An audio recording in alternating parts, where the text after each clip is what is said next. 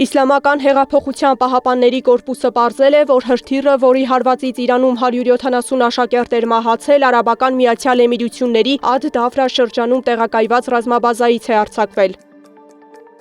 Միացյալ Նահանգների պետքարտուղար Մարկո Ռուբիոն հեռախոսազրույցներ է ունեցել արաբական երկրների առաջնորդների հետ։ Զրույցներից հետո պետքարտուղարը հայտարարել է, Իրանի հետ հակամարտությունը կարող է ձգվել ևս մի քանի շաբաթ։ The Standard-ը անդրադառնալով Մերձավոր Արևելքում Միացյալ Նահանգների նոր ուժերի, մասնավորապես հետախուզական անձնակազմ և ՀՕՊ համակարգեր ուղարկելուն գրել է. հնարավոր է հակամարտությունը տևի ավելի երկար, քան նախագահ Թրամփի նախապես հայտարարած ժամանակացույցներ, այն է 4 շաբաթ։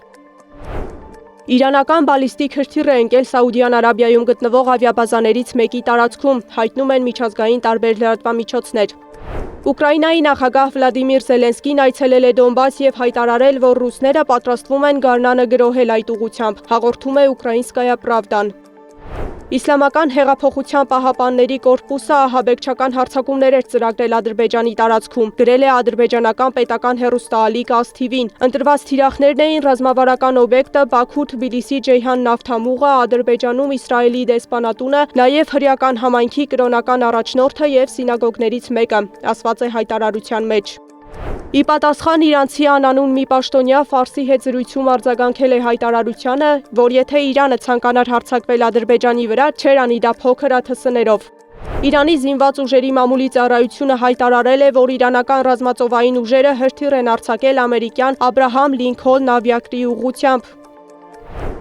Իսրայելը հերթական հարվածն է հասցրել Թեհրանին, այս անգամ թիրախում Մեհրաբադ օդանավակայանն էր։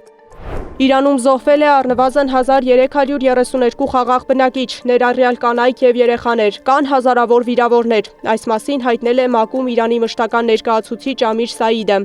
Սեդա Գյուրեղյան, Անդրանիկ Մանսուրյան, ABC Media։